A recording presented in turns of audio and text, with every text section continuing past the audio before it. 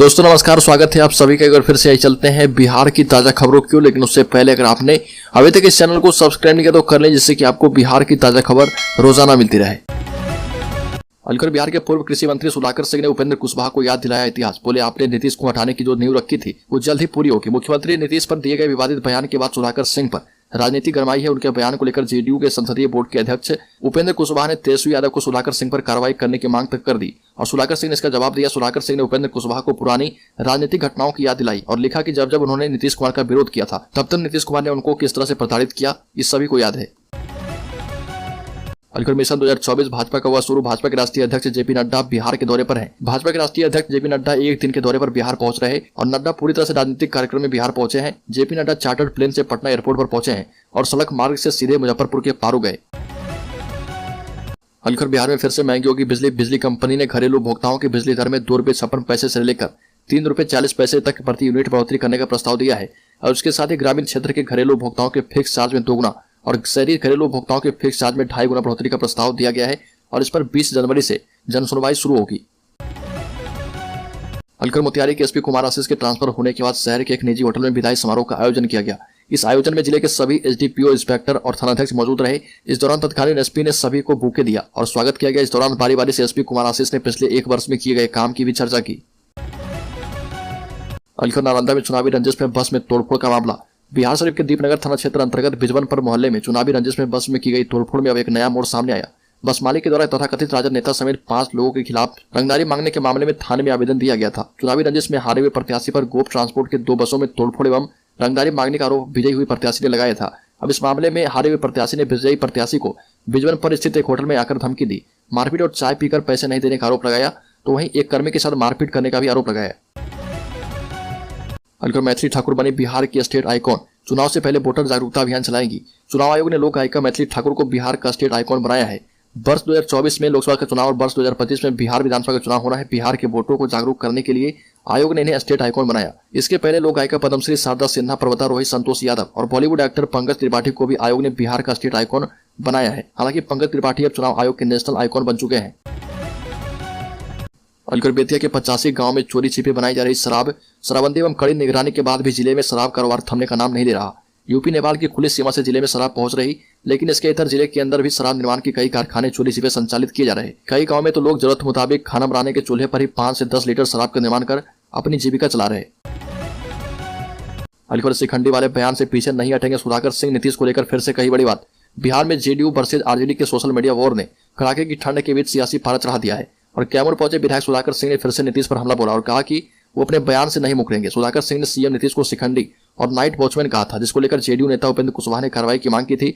इस पर सुधाकर सिंह ने प्रतिक्रिया देते हुए कहा कि मैं अपनी जुबान और बयान पर कायम हूं। मैं सोच समझकर कोई बात कहता हूं, जो कह देता हूं उससे मुकरता नहीं और सारे बयान मेरे सोशल साइट फेसबुक पर अपलोड रहते हैं।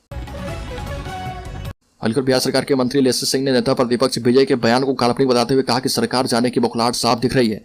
ये भी कहा कि गठबंधन पूरी तरह से एकजुट है और इसमें कहीं किसी की कोई भी संभावना नहीं है। सत्ता जाने के बाद से लगातार विपक्ष में बौखलाहट आ गई है और तरह तरह की बातें कर रही शिवहर जिले के दौरे पर आए मंत्री लेसी सिंह ने उक्त बातें पत्रकारों से कही। अलकर छपरा जहरीली शराब कांड पर सुप्रीम कोर्ट में जनहित याचिका फिर से 9 जनवरी को होगी सुनवाई। पिछले दिनों छपरा में जहरीली शराब से दर्जनों लोगों की मौत के मामले में अब सुप्रीम कोर्ट के अंदर सुनवाई की जाएगी।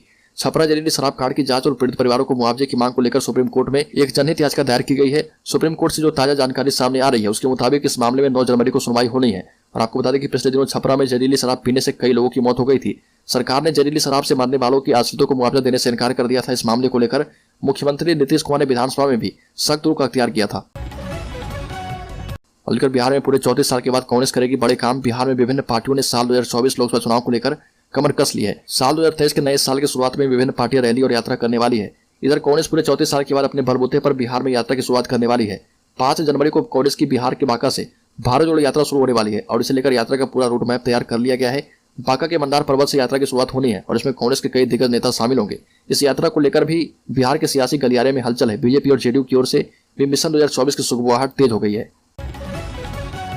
अलकर लालू प्रसाद यादव के घर जल्द आएगा नया मेहमान। उप मुख्यमंत्री तेजस्वी यादव बनने वाले हैं पिता। राजद सुप्रीमो लालू प्रसाद यादव और पूर्व मुख्यमंत्री राबड़ी देवी के घर जल्द ही एक छोटे नन्हे मेहमान का आगमन होने वाला है। जानकारी के मुताबिक बिहार के उप मुख्यमंत्री तेजस्वी यादव पापा बनने वाले हैं। उनकी पत्नी राजश्री प्रेग्नेंट है। राजश्री दिल्ली में डॉक्टरों की देखरेख में है। हालांकि इस बात की पुष्टि लालू परिवार की ओर से नहीं की गई है। आपको बता दें कि साल 2021 में राजश्री और तेजस्वी यादव की शादी हुई थी। इन दोनों की शादी काफी चर्चा में रही थी। मीडिया रिपोर्ट के मुताबिक लालू परिवार का नया सदस्य फरवरी के आखिरी वीक या मार्च के शुरुआती सप्ताह में आ जाएगा।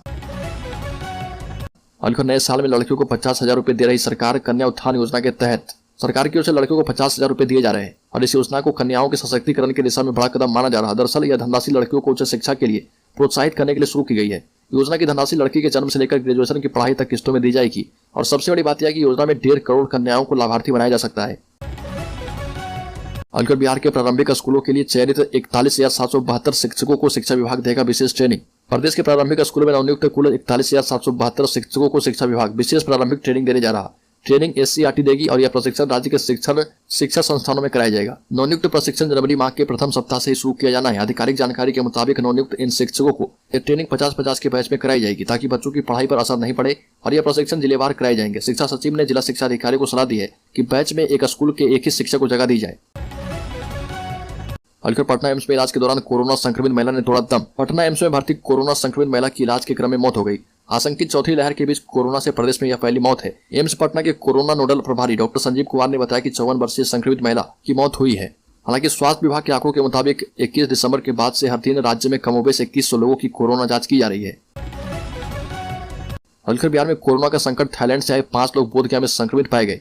दुनिया भर में कोरोना संक्रमण के बढ़ते मामलों के बीच बिहार में एक चिंता की खबर है। बिहार में बोधगया के अंदर थाईलैंड के 5 नागरिक कोरोना संक्रमित पाए गए। ताजा अपडेट के बाद जिला स्वास्थ्य विभाग की माने तो कोरोना की नियमित जांच की जा रही है और इसमें विदेशी लोग भी शामिल हैं। बोधगया में कोरोना संक्रमित पाए गए विदेशी पर्यटकों को आइसोलेशन में रखा गया है। हालांकि राहत की बात यह है कि इनमें कोई लक्षण नहीं पाए गए। सभी संक्रमित विदेशी पर्यटकों की निगरानी की जा रही है और उनके संपर्क वाले लोगों की तलाश भी की जा रही है।